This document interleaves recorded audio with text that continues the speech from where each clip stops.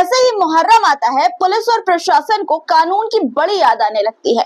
ताजिया की ऊंचाई से लेकर डीजे की आवाज तक सब कुछ मापा जाता है। हर ताजिए पर सीसीटीवी, हर जुलूस पर पहरा। लेकिन जब भगवा कपड़ों में तलवारें लहराई जाती हैं, जब रामनवमी के जुलूस में मस्जिदों के सामने हनुमान चालीसा बजाई जाती है, टोपी वाला भी जय श्री राम बोलेगा जैसे नारे लगाए जाते हैं, तब कानून कहाँ खो जाता है। अब देखिए, इस बार मुहर्रम में क्या क्या हिदायतें दी गई है और कौन कौन सी पाबंदियां लगा दी गई है, आज आपको सब कुछ एक एक करके मैं बताने वाली हूँ। संभल में एक और मजार को प्रशासन ने अवैध बताकर किस तरह बुलडोजर से कुचल दिया, मिट्टी में मिला दिया, ये भी आपको मैं बताऊंगी आज के इस वीडियो में। अब मुसलमानों और दलितों पर सीधी कार्रवाई का कानून बनाने की बातें हो रही है और अब चर्चा इस बात की हो रही है कि भारत के संविधान की प्रस्तावना से भी धर्मनिरपेक्षता और समाजवाद जैसे शब्द को हटा दिया जाए। दोस्तों, किसने ये कहा है, मांग की है, सब कुछ आपको बताऊंगी, इसलिए पूरा वीडियो अंत तक देखिएगा। बहुत कुछ खास आज के इस वीडियो में लेकर हाजिर हूँ। वीडियो शुरू करूँ उससे पहले आपसे गुजारिश की लाइक जरूर से कर दिया करिए वीडियो को और शेयर खूब सारा किया करिए। चलिए अब शुरू करते हैं। द लाइव टीवी, सच सबसे आगे।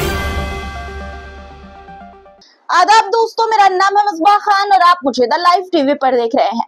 मुहर्रम शुरू हो गया है और पुलिस के फरमान भी अब आने लग गए हैं। संभल पुलिस ने यह साफ साफ कहा है कि ताजिया की ऊंचाई 12 फीट से ज्यादा नहीं हो सकती, डीजे की ऊंचाई 10 फीट से ज्यादा नहीं और आवाज धीमी होनी चाहिए। कोई भी ऐसा गीत ना बजे जो किसी की भावनाएं आहत करे। हर ताजिया पुलिस की निगरानी में रहेगा और हर जुलूस की सीसीटीवी से निगरानी होगी। दोस्तों, संभल के एसपी बिश्नोई साहब ने ये सारी चीजें कही है कि ताजिया की ऊंचाई 12 फीट से ज्यादा नहीं होनी चाहिए और सीओ अनुज चौधरी ये कहते हैं कि भाई साहब, अब तो 10 फीट का ही ताजिया चलेगा और मुहर्रम के लिए कोई बिजली लाइन नहीं काटी जाएगी। पिछले साल की तरह इस साल भी मुहर्रम में शालीनता बनाए रखने के लिए सभी को सहयोग करना होगा। ये जो है संभल के सीओ अनुज चौधरी की तरफ से कहा गया। वहीं डीजीपी राजीव कृष्णा का भी मुहर्रम को लेकर आदेश आ गया है। नया जुलूस रूट नहीं मिलेगा। उन्होंने कहा कि नई परंपराएं नहीं चलेगी, हथियार पूरी तरह बैन है और सोशल मीडिया से 24/7 मॉनिटर किया जाएगा। अफवाह या पोस्ट यानी कि अगर किसी ने कुछ लिखा या शेयर किया तो उस पर तुरंत कार्रवाई होगी। पुलिस एक्टिव है, शांति से मुहर्रम कराने की बात कर रही है, बहुत अच्छी बात है। लेकिन क्या हर मजहबी त्योहार पर ऐसा होता है? पुलिस को क्या नहीं चाहिए कि रामनवमी और बाकी अन्य जुलूसों को भी शांति से करवाने के लिए इसी तरह के निर्देश दे? क्योंकि दूसरी तरफ से जो दृश्य आते हैं, वो जो बातें पुलिस मुहर्रम में मना करती है, जिस पर रोक लगाती है, वही बातें देखने को मिलती है वहां से। दोस्तों, यकीन ना हो तो आप खुद देख लीजिए, हजारीबाग झारखंड में रामनवमी के जुलूस को मस्जिद के सामने रोका गया था और हनुमान चालीसा का पाठ भी किया गया था। क्या ये भड़काऊ नहीं था? सिर्फ यही नहीं, बहुत सारे ऐसे मामले हैं दोस्तों। इसी तरह राजस्थान के जोधपुर में रामनवमी जुलूस में नारा ये लगाया गया था कि टोपी वाला भी सिर झुकाकर जय श्री राम बोलेगा और जुलूस के दौरान तलवार लहराते हुए आपत्तिजनक गीत भी बजाया गया था, जिसके बाद मस्जिद में तोड़फोड़ की गई। यकीन ना हो तो आप खुद देख लीजिए।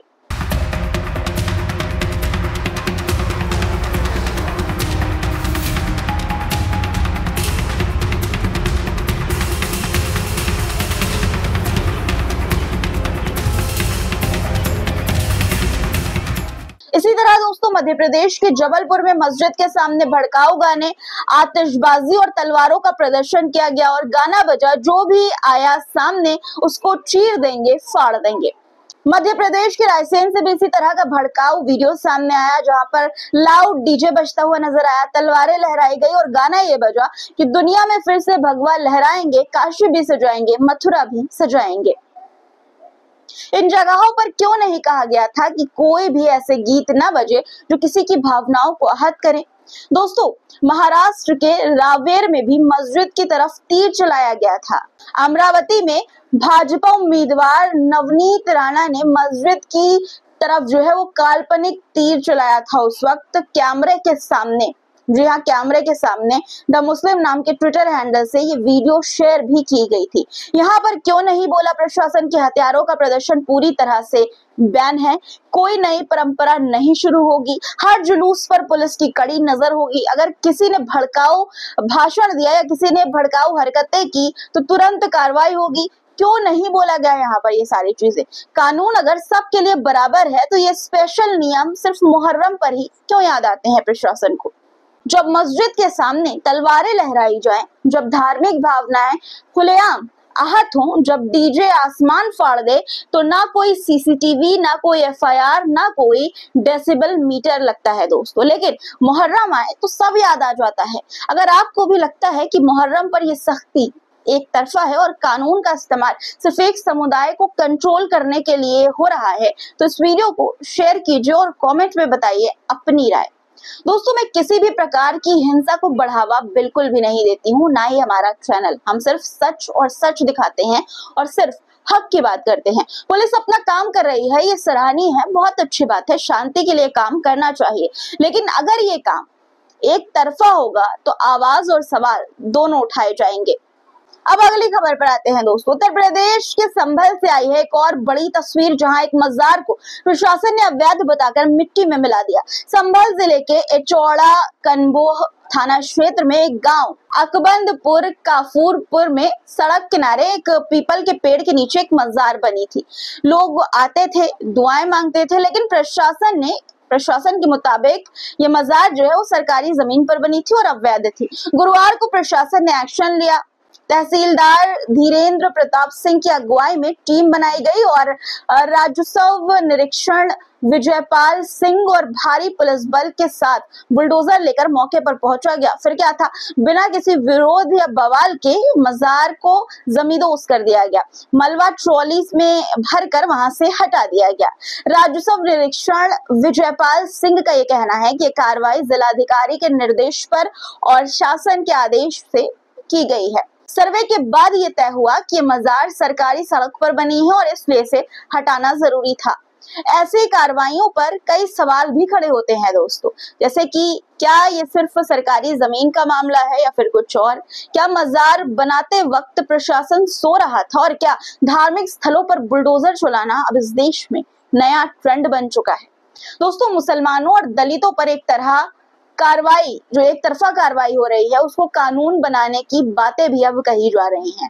चर्चा इस बात की हो रही है हमारे देश में कि भारत के संविधान की प्रस्तावना से ही धर्मनिरपेक्षता और समाजवाद जैसे शब्द को हटा दिया जाए। मतलब अब देश की रूह से छेड़छाड़ की तैयारी है। अब संविधान भी भगवा चश्मे से देखने की तैयारी चल रही है। दरअसल आरएसएस के सरकार्यवाह दत्तात्रेय होसबोले ने ये कहा है कि धर्मनिरपेक्षता और समाजवाद ये दो शब्द आपातकालीन इमरजेंसी के दौरान प्रस्तावना में जोड़े गए थे। पहले ये दो शब्द नहीं थे संविधान में, अब ये शब्द रहने चाहिए या नहीं, इस पर देश को विचार करना चाहिए। मतलब संविधान की आत्मा में जोड़े गए दो शब्द को हटाने की सोच अब खुलकर कही जा रही है। दोस्तों, 1949 में जब संविधान तैयार हुआ तब धर्मनिरपेक्षता और समाजवाद शब्द जो है वो प्रस्तावना में नहीं थे, ये बात सच है। लेकिन देश की नीतियों और सोच में ये भावना जो है वो हमेशा से ही थी। फिर 1976 में इमरजेंसी के दौरान 42nd अमेंडमेंट यानी कि 42वें संशोधन से ये दो शब्द जोड़ दिए गए कि भारत एक संप्रभु समाजवादी धर्मनिरपेक्ष लोकतांत्रिक गणराज्य होगा। तो अब सवाल ये है कि क्या संविधान से धर्मनिरपेक्षता हटाने का मतलब सरकारी तौर पर एक धर्म को बढ़ावा देना होगा? क्या समाजवाद हटाने का मतलब अमीर और गरीब की खाई को और गहरा करना नहीं होगा? और क्या ये दलितों, मुसलमानों और हाशिए पर खड़े वर्गों को संवैधानिक सुरक्षा से वंचित करने की चाल नहीं है? दोस्तों, आरएसएस की ये सोच कितनी डरावनी है, खतरनाक है, आप खुद सोचिए। देश में पहले ही धर्म आधारित जो है वो राजनीति चरम पर है और अब अगर संविधान से भी धर्मनिरपेक्षता हटा दी जाए तो अल्पसंख्यकों और दलितों के लिए क्या बचेगा? आप खुद सोचिए। सोशल मीडिया पर भी अब लोग इसी को लेकर सवाल उठा रहे हैं। आपकी स्क्रीन पर देखिए ट्वीट है, इस ट्वीट में लिखा है कि संविधान को बदलने की बात से मोदी सरकार को राजनीतिक रूप से नुकसान होता है। 2024 के लोकसभा चुनाव परिणाम इसका जीता जागता उदाहरण है। अब संघ के महासचिव दत्तात्रेय होसबोले ने कहा है कि संविधान की प्रस्तावना से समाजवादी और धर्मनिरपेक्ष दोनों को हटा देना चाहिए। तो क्या ये आरएसएस का सोचा समझा कदम है? अब लोग ये भी कह रहे हैं कि आरएसएस के द्वारा ये बात कहना, संविधान में संशोधन की बात कहना, बदलाव की बात करना जो है एक तरह से मोदी सरकार को नुकसान पहुंचाने के लिए कही गई है। सोची समझी चाल इसे सोशल मीडिया पर लोग बता रहे हैं। हालांकि दोस्तों, आरएसएस के द्वारा ये जो बातें कही गई है ये सिर्फ एक विचारधारा को लागू करने की कोशिश है। संविधान किसी एक सरकार या पार्टी की जागीर नहीं है। ये हर एक इंसान, हर एक राजनीतिक पार्टी को याद रखनी चाहिए। ये हम सभी की गारंटी है बराबरी, न्याय और आजादी की। अगर आप भी ये मानते हैं कि धर्मनिरपेक्षता और समाजवाद भारत की पहचान है तो कमेंट में संविधान, कॉन्स्टिट्यूशन जरूर लिखेगा दोस्तों, और शेयर भी वीडियो को जरूर करिएगा। अब अगली खबर की ओर बढ़ते हैं। मध्य प्रदेश से खबर सामने आई है, गजब का मामला आप इसे कह सकते हैं। सीएम के काफिले में शामिल 19 गाड़ियों में डीजल की जगह पानी भर दिया गया। सभी गाड़ियां बंद हो गई। अफरा तफरी मचने के बाद नई गाड़ियां मंगाई गई, जहां से पेट्रोल भरवाया गया। उस पंप को सील कर दिया गया है। अगर सीएम के साथ ये हो सकता है तो आम जनता के साथ क्या होता होगा? जिस पेट्रोल डीजल पर आप उनके दाम के बराबर टैक्स भरते हैं, उसमें आपको जो है वो पानी मिलाकर बेचा जा रहा है। ये लोग सोशल मीडिया पर अब सवाल उठा रहे हैं। अब दोस्तों, आज के लिए इतना ही। इस पर आपकी क्या राय है कमेंट में जरूर लिखेगा। चैनल को सब्सक्राइब नहीं किया तो फटाफट कर लीजिए, लाइक बटन प्रेस करके जाइएगा। फिर मुलाकात होगी, तब तक के लिए अपना ख्याल रखिएगा। खुदा हाफिज।